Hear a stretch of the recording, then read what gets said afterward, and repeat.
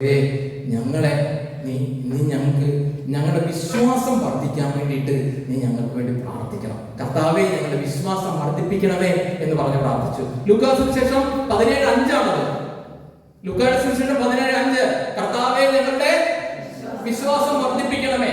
അങ്ങനെ നമ്മൾ വിശ്വാസം വർദ്ധിപ്പിക്കണമേ എന്ന് ഈശോയോട് പ്രാർത്ഥിക്കണം. നമ്മൾ കൊന്ത ചെല്ലുമ്പോ വിശ്വാസ പ്രമാണം ചൊല്ലിയതിനു ശേഷം സ്വർഗസ്വനായ ചൊല്ലി പിന്നെ ദൈവിക പുണ്യങ്ങൾക്ക് 3 വേണ്ടി നമ്മൾ പ്രാർത്ഥിക്കുന്നുണ്ട് അല്ലേ? അതിനകത്ത് എന്തൊക്കെ പ്രാർത്ഥിക്കുന്നത്?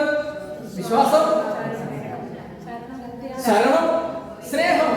ഇതിനുവേണ്ടി നമ്മൾ പ്രാർത്ഥിക്കുന്നുണ്ട്. നമ്മളിതൊന്നും ഓർക്കാണ്ടാണ് നമ്മൾ അങ്ങനെ പ്രാർത്ഥിച്ചു പോണത്. അപ്പൊ ഇനി മുതൽ പ്രാർത്ഥിക്കണം.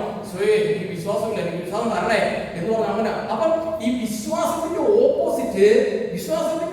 ഓപ്പോസിറ്റ് ആത്മീയ ഭാഷയിൽ പറയുന്നതാണ് ഭയം എന്ന് പറയുന്നത്. നമുക്ക് എപ്പോ ഭയം വരുന്നോ അതിന്റെ അർത്ഥം എന്താണെന്നറിയാമോ? നമുക്ക് വിശ്വാസത്തിന്റെ കുറവുണ്ടെന്നുള്ളതാണ് അതിന്റെ അർത്ഥം. അതുകൊണ്ടാണ് വിശുദ്ധീകരണം തുടക്കം മുതൽ അവസാനം വരെ വായിക്കുമ്പോൾ ഈശോ പല സ്ഥലത്തും പറയുന്നത് ഭയപ്പെടേണ്ട, ധൈര്യമായിരിക്കുക. ഞാൻ നിന്നോട് പറഞ്ഞില്ലേ, നീ ധൈര്യമായിരിക്കാൻ നിന്നോട് പറഞ്ഞില്ലേ എന്നൊക്കെ പറഞ്ഞാൽ പല വചനങ്ങൾ കാണുന്നുണ്ടല്ലേ? യോശുവയുടെ പുസ്തകം എടുക്കുക, 1-ാം അധ്യായം 9-ാം വാക്യം. അവിടെ പറയുന്നത് സത്യനും ധീരനുമായിരിക്കുന്നതും ഭയപ്പെടുക സമർപ്പിക്കുക ചെയ്യുന്നതും ഞാൻ നിന്നോട് പറഞ്ഞില്ലേ. ഈശോ പറയുന്നത് ഭയപ്പെടേണ്ട എന്ന് ഈശോ എപ്പോഴും ഞാൻ പറയുക. കരം വരുത്തി പറഞ്ഞ ഹല്ലേലൂയ, ഹല്ലേലൂയ, ഹല്ലേലൂയ.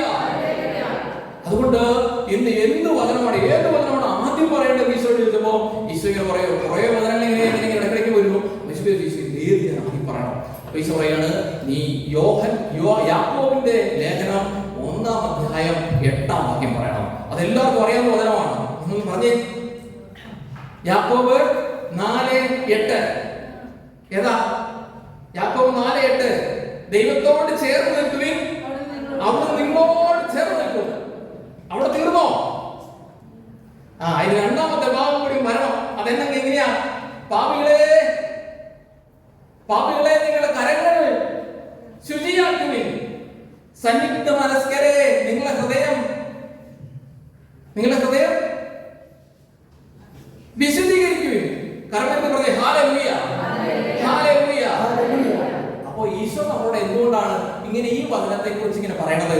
അതായത് ആരാധിക്കാൻ വേണ്ടി നമ്മൾ വിളിച്ചിരിക്കുകയാണ്.